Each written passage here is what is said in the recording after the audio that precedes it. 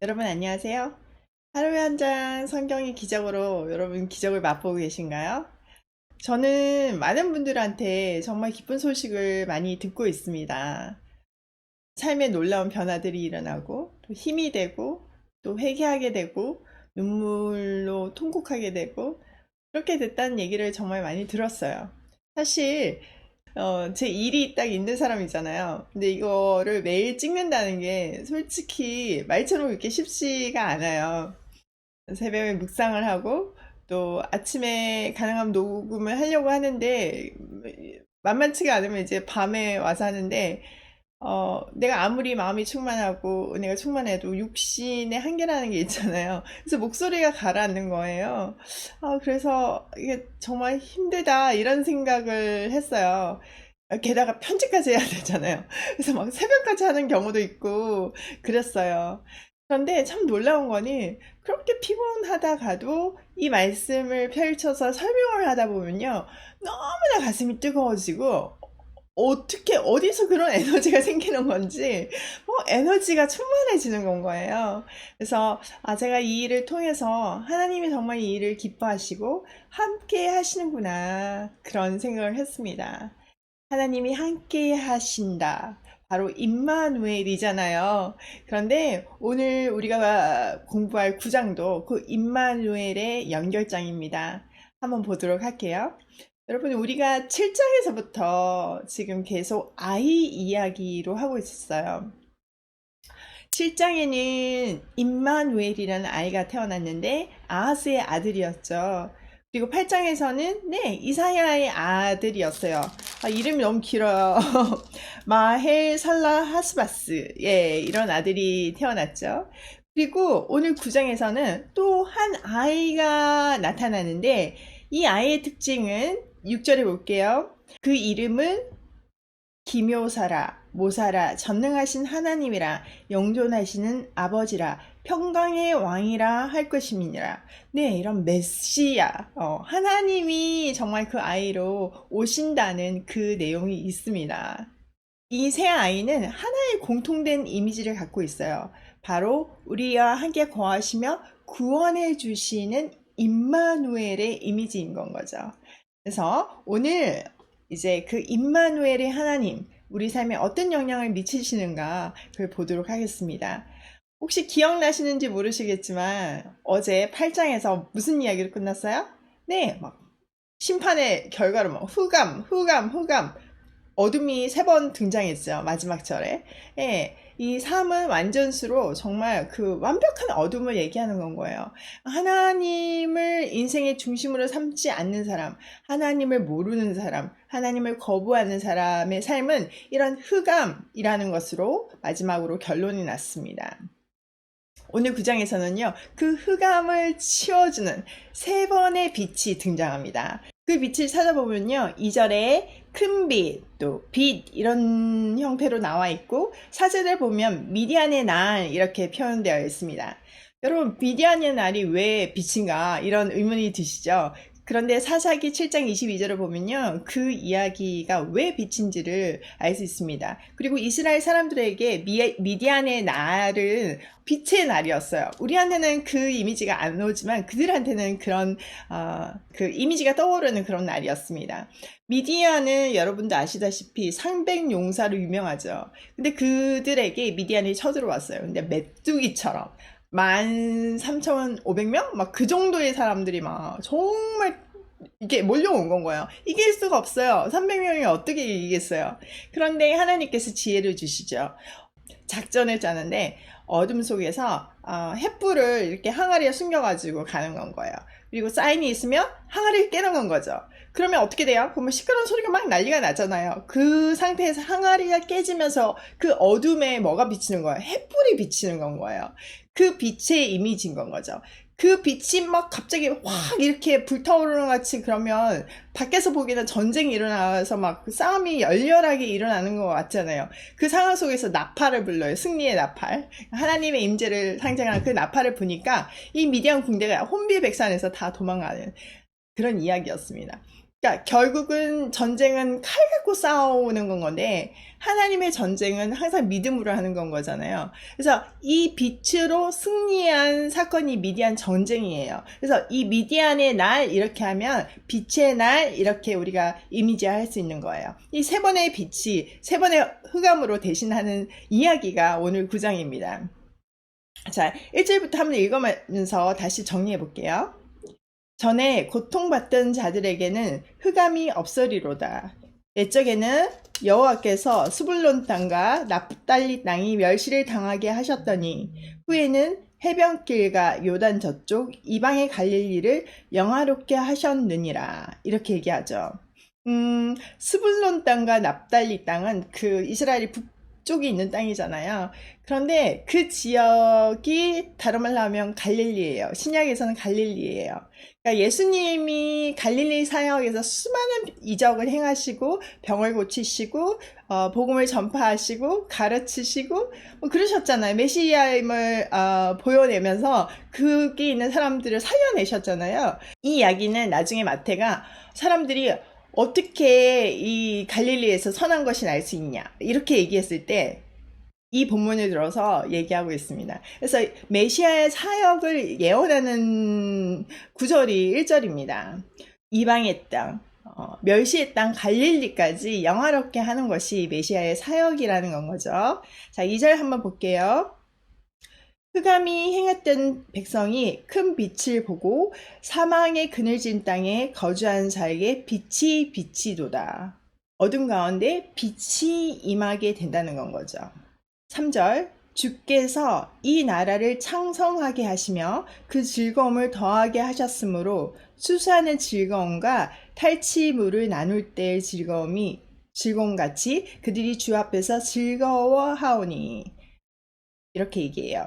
자, 그 고대 근동 지방에서 기쁨이 충만한 날은 추수한 날이었어요. 너무나 당연하죠. 1년에 그 큰 수확을 할 때 기쁨이 충만하잖아요. 또 하나는 탈취물을 나눌 때였어요. 전쟁에서 승리해서 탈취물을 나눌 때 그 기쁨이 충만할 수밖에 없어요. 그래서 어둠의 빛이 들어왔을 때 이런 기쁨이 충만한 삶을 살 수 있다는 것을 얘기하고 있는 거죠. 자, 4절 볼게요. 이는 그들이 무겁게 맨 멍에와 그들의 어깨의 채찍과 그 압제자의 막대기를 주께서 꺾으시되 미디안의 날과 같이 하셨습니다. 예, 그렇게 하나님을 모르는 사람들은 그 세상 모든 근심과 짐을 혼자서 다 지고 있잖아요. 그런데 그 모든 것을 꺾으시면서 하나님께서 우리를 죄에서 자유롭게 하시고 사탄의 권세에서 풀어주시잖아요. 그래서 미디안의 날과 같이 그 빛의 날이 우리의 삶에 거한다는 건 거죠. 5절 어지러이 싸우는 군인들의 신과 피 묻은 겉옷이 불을 섭같이 살라지리니 전쟁이 없어지죠. 우리가 이정에서도 봤잖아요. 전쟁이 없어진다고 그랬잖아요. 여호와의 산에 오르자 하나님의 말씀을 듣고 나왔더니 이제 그 전쟁 무기로 뭘 만든다고요? 농기구를 만드는 그런 일이 벌어진다는 거죠. 어떻게 하면 이 일이 벌어지나? 바로 답이 6절에 있습니다. 이는 한 아이가 우리에게서 낳고 한 아들을 우리에게 주신 바 되었는데 그의 어깨는 정사를 메었고 그의 이름은 기묘자라 모사라 전능하신 하나님이라 영존하시는 아버지라 평강의 왕이라 할 것임이라. 네, 우리가 크리스마스 때 많이 이렇게 묵상하는 구절이잖아요. 메시아가 오신다는 거예요. 아기 예수가 오신다는 겁니다. 이 일이 진짜로 700년 후에 성취되었잖아요. 그쵸? 7절 볼게요. 그 정사와 평강의 더함이 무궁하며 또 다윗의 왕자와 그의 나라에 군림하여 그 나라를 굳게 세우고 지금 이후로 영원히 정의와 공의로 그것을 보존할 것이라. 만군의 여호와의 열심히 이를 이루시리라. 네, 이렇게 되어 있어요. 그 아이가 태어나서 그 전능하신 하나님, 그러니까 아기 예수지만 이게 보시면 전능하신 하나님이잖아요. 그러니까 예수님은 하나님이시다 이 얘기를 하고 있는 건 거잖아요. 그 왕이 우리 가운데 임하시면 어떻게 된다고요? 예, 정의와 공의가 실현되는 사회가 온다는 겁니다.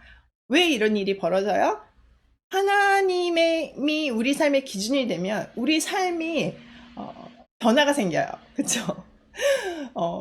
내 마음에 있던 대로 나의 소욕대로 행하면 뭐 아시잖아요. 어떻게 되는지. 그런데 나의 의지를 하나님의 뜻으로 꺾고 정말 하나님의 뜻대로 말씀대로 우리 삶을 살 때 우리 삶은 지옥에서 천국으로 변하는 것을 너무나 많이 봅니다. 그리고 나 하나의 변화로 인해서 내 주위가 다 바뀌는 것을 볼 수 있어요. 왜? 사람은 관계 속에서 행복을 찾을 수 있는 거거든요. 관계 속에 하나님의 행복을 숨겨 놓으셨기 때문에 내가 천국 시민답게 사람들하고 이웃하고 관계할 때 나는 천국에서 사는 사람이 되는 건 거예요. 그래서 우리 삶에서는 꼭 정의와 공의가 드러나는 정말 메시지가 드러나는 삶을 살아야만 된다. 그게 당연한 결과다. 그 얘기를 하고 있는 겁니다. 그러나, 그러나, 그게 쉽지 않은 건 거죠.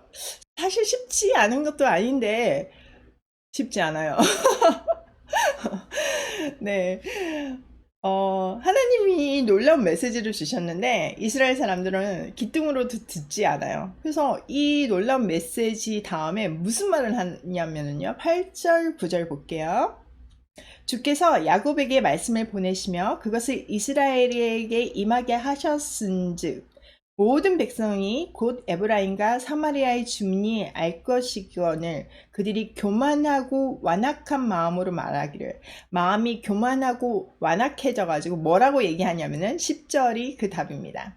벽돌이 무너졌으나 우리는 다듬은 돌로 쌓고 뽕나무들이 찍혔으나 우리는 백향목으로 그것을 대신하리라 하는도다. 이러는 거예요. 네, 하나님이 지금 전쟁을 일으켜서 니네 다 없어지고 황폐해질 거다. 괜찮아요. 우리 그 벽돌 무너져도 다시 돌 깎아서 그냥 다시 집 지으면 돼요. 뽕나무 다 황폐해졌으니까 다 뽑혔을 거다. 찍힐 거다. 그랬더니 괜찮아요. 그것보다 더 좋은 백항목으로 우리는 우리 삶을 가꿀 거예요. 이렇게 하는 건 거예요. 재앙이 임하면 하나님이 돌아오라고 메시지를 주면 회개하고 돌아오면 되는 거예요. 그러면 the end 우리의 축복의 삶의 시작이 되는 건데 이렇게 정말 교만하고 완악해서 마음이 강팍해가지고 돌이키지 않는 건 거예요. 이런 사건이 언제 또 있었어요? 네, 노아의 홍수 때 이미 창세기를 시작하는 첫 부분에 사람들은 이렇게 할 것이다. 이거를 다 얘기해주고 시작하시잖아요. 창세기 6장에 보면 죄악이 간영한 시대, 노아의 시대가 왔어요. 그랬더니 하나님께서 어떻게 했어요? 예, 홍수로 심판하셨어요. 물로 다 쓸어버리셨어요. 그러면 노아의 후손들은 그걸 봤잖아요. 그러면 정신 차리고 살아야 되는 건 거잖아요. 그런데 거기에 죄라는 것이 마치 그러니까 하와한테 뱀이 이렇게 유혹하잖아요. 굉장히 합리적이고 굉장히 우리의 어떤 욕망을 자극하는 말로 합리화시키면서 유혹하잖아요. 사람들은 그거를 딱 잡아버리잖아요. 하나님 말씀보다 그거를 더 잡아버리잖아요. 그렇게 해서 죄에 빠지는 건 건데 마찬가지로 똑같이, 그러니까 그때나 지금이나 똑같이 이제 노아일 때도 그렇게 된 건 거죠. 그렇게 당했으면 이제는 정신을 차려야 될 건데 또 변질되기 시작하는 거예요. 그러면서 그들이 만들어낸 게 뭐예요? 예, 바벨탑입니다. 바벨탑이 뭐예요? 홍수를 경험한 그들이 하나님이 그렇게 심판으로 그러니까 물을 막 쏟아 부어준다고 해도 우리는 그것에서 안전한 탑을 높이 쌓아서 우리가 스스로를 지키겠다. 하나님 필요 없어요. 이 얘기를 하는 거예요. 그랬더니 하나님이 어떻게 하셨어요? 그런 세력들을 내버려 두시지 않으시죠. 그러니까 그 제국이 커지는 것을 막으시죠. 언어로 그들의 힘을 약하게 흩어버리시는 건 거예요. 그래서 우주 만물의 주인은, 역사의 주인은 하나님이심을 보여주는 건 거죠. 그 다음 볼게요. 그러므로 여호와께서 르신의 대적들을 일으켜 그를 치게 하시며 그의 원수들을 격동시키시리니 앞에는 아람 사람이요 뒤에는 블레셋 사람이라 그들이 모두 입을 벌려 이스라엘을 삼키리라. 그럴지라도 여호와의 진노가 돌아서지 아니하며 그의 손이 여전히 펴져 있으리라. 이렇게 얘기하죠.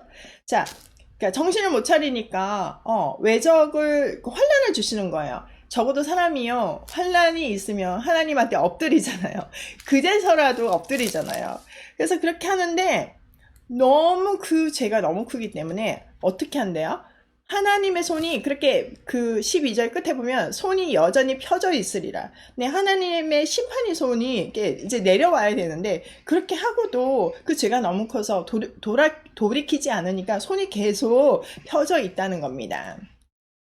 13절 그 얘기인 거죠. 그리하여도 그 백성이 자기들을 치시는 이에게로 돌아오지 아니하며 만군의 여호와를 찾지 아니하도다. 와우, 정말 대단한 것 같아요. 아니 무슨 백성으로 이렇게 하는 건지 정말 대단한 것 같아요. 자, 14절 볼게요. 그러므로 여호와께서 하루 사이에 이스라엘 중에 머리와 꼬리와 종려나무 가지와 갈대를 끊으시리니 그 머리는 곧 장로와 존귀한 자여 그 꼬리는 곧 거짓말을 가르치는 선지자라. 그러니까 그렇게까지 돌아오지 않는 이유가 이 잘못된 리더들이라는 거예요. 그들이 돌이키지 않고 그들이 오히려 백성들을 착지하고 선동적으로 죄와 악을 행하니까 결국 백성들이 돌아올 수 없다는 건 거죠. 16절 백성을 인도하는 자가 그들을 미혹하니 네, 인도를 받는 자들이 멸망을 당하는도다. 지도자가 이렇게 중요한 것을 얘기하고 있습니다. 저도 새롭게 또 더 이게 와 닿네요. 리더가 얼마나 중요한지. 네. 17절 볼게요. 이 백성이 모두 경건하지 아니하며 악을 행하며 모든 입으로 망령되이 말하니 그러므로 주께서 그들의 장정들을 기뻐하지 아니하시며 그들의 고아와 가부를 긍휼히 여기지 아니하시리라. 그럴지라도 여호와의 진노가 돌아서지 아니하며 그의 손이 여전히 펴져 있으리라. 네. 그러니까 이런 리더들이 부패로 백성들이 돌아오지 않는 건 거잖아요. 그러니까 백성들이 돌아오지 않고 모두가 경건하지 않고 악을 행하고 심지어는 하나님을 망령되이하고 막 이러는 상황이 되니까 하나님께서는 그 다음 세대 청년들을 돌보지도 않으시고 고아와 가부 진짜 그 도움이 필요한 사람이잖아요. 그들까지도 외면하시는, 그러니까 긍휼히 여기시지 않은 그런 상황까지 온다는 건 거예요. 그렇게 심하게 벌을 주시는데도 하나님의 마음의 진노가 돌아서지 않고 그 심판하시는 손이 아직도 여전히 펴져 있으리라. 이렇게 얘기하고 있습니다. 18절 볼게요. 대저 악행은 불타오르는 것 같이 곧 찔레와 가시를 삼키며 빽빽한 수풀을 살라 영가 위로 올라가게 함과 같으니라. 악이 불처럼 타올라서 찔레와 가시를 삼키고 빽빽한 숲을 살라서 이렇게 연기처럼 이렇게 올라간다는 겁니다. 19절 만군의 여호와의 진노로 말미암아 이 땅이 불타리니 백성은 불의 섭과 같을 것이라. 사람이 자기 형제들을 아끼지 아니하며 오른쪽으로 움킬지라도 줄이고 왼쪽으로 먹을지라도 배부르지 못하여 각각 자기 팔의 고기를 먹을 것이며. 진짜 무섭네요. 하나님의 진노가 세상을 완전히 태워버린다는 거죠. 이 땅이 불타고 백성들이 땔감같이 되어가지고 서로를 아끼지 않는다는 건 거예요. 그러니까 요한계시록에도 보면요, 종말의 징조가 사랑이 없어진다고 이렇게 되어 있거든요. 그러니까 서로를 아끼지 않고 사랑이 없다는 거는 뭔가 이런 심각한 상태, 정말 심판 그런 거인 건 거예요. 그래서 어떤 상황까지 오냐면 아무리 먹고 움켜쥐어도 계속 배고프고 허기가 지는 건 거죠. 이 상황이 얼마나 절망적이냐면요, 자기의 팔을 뜯어먹는데요. 자기 살점을 뜯어먹는데요. 여러분 정말 다른 사람 잡아먹고 아이 잡아먹고 그것도 막 너무 무서운데 그까지는 들어봤는데 자기 팔을 먹는 장면은 저는 여기서 처음 본 것 같아요. 정말 이렇게 상상할 수도 없는 이런 극악한, 그리고 너무나 정말 절망적인 상황이 이때 임한다는 겁니다. 21절 볼게요. 므낫세는 에브라임은 므낫세를 먹을 것이요 또 그들이 합하여 유다를 치리라. 그럴지라도 여호와의 진노가 돌아서지 아니하며 그의 손이 여전히 펴져 있으리라. 네, 이런 정말 상황이 벌어지고 서로가 서로를 미워해서 계속 끊임없이 전쟁을 일고 서로 먹고 먹히는 이런 상태가 왔는데도 거기가 끝이 아니라는 거죠. 하나님의 심판의 손이 아직도 펴져 있다는 거예요. 그걸로 지금 이 구장이 끝나고 있습니다. 너무 끔찍하죠. 근데 놀라운 거는 이 끔찍한 상황이 사실 우리가 살고 있는 이 시대의 상황과 별로 다르지 않다는 건 거죠. 우리는 서로의 경쟁에서 서로를 밟고 이겨야지만 된다고 생각을 해요. 그게 승리하는 삶이라고 생각을 해요. 그런데 저는 삶을 살아가면서 또 비즈니스를 하면서도 느끼는 거는 절대로 상대하고의 싸움이 아니라는 거죠. 나와의 싸움이라는 건 거죠. 내가 잘하면 다 해결되는 건 거예요.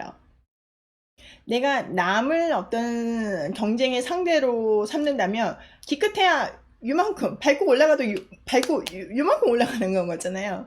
근데 그 기준을 나로 잡고 끊임없이 발전을 한다면 정말 다른 사람이 요만히 있을 때 독보적으로 잘할 수 있다는 거죠. 독보적인 성과로 경쟁조차가 되지 않는 그런 어떤 자리를 획득할 수 있다는 거죠. 전 진짜 브랜드를 하면서 그걸 너무 많이 느껴요. 심지어는 나만 승리하는 것이 아니라 그 과정을 통해서 사람들을 세우고 사람들을 살리면서 갈 수 있다는 거예요. 놀라운 힘이 어디에서 나온다고요? 절대 나한테서 오는 게 아니에요. 하나님의 공급하시는 임마누엘의 하나님의 은혜에서 나온다는 겁니다. 하나님을 빛을 주시고 승리할 수 있는 계획도 우리한테 주시고 함께 갈 수 있게 손을 잡아 주신다는데 우리는 왜 굳이 그 손을 뿌리치고 허접한 나의 지혜로 세상을 살려고 그러는 건지 정말 알 수가 없습니다. 그 근원은 우리의 재성에 있는 건 거죠. 우리의 재성은 끊임없이 하나님하고 끊어지기를 원하고 하나님을 무시하고 내가 내 인생의 주인이 되기를 원하는 끊임없는 그 욕망, 선악과의 그 욕망이 결국은 우리를 하나님에게서 멀리하게 만드는 겁니다. 그러나 하나님은 그 선악과의 선택을 끊임없이 반복하십니다. 여러 사람을 통해서, 여러 예시를 통해서, 여러 패턴을 통해서 얘기하시면서 우리가 완벽하게 적용할 수 있게 가르쳐 주십니다. 절대로 몰라서 그랬어요. 이렇게 핑계하지 못하게 하시는 것입니다. 진정한 평안과 승리는요, 그것을 주시는 분에게서부터만 받을 수 있습니다. 너무나 심플합니다. 하나님이 왕이신 삶, 내가 왕이신 삶. 오늘도 나와 함께 하시는 임마누엘 하나님을 의지하며 나의 하루가 빛 가운데서 기쁨이 충만하기를 소원하며 함께 고급싱해요.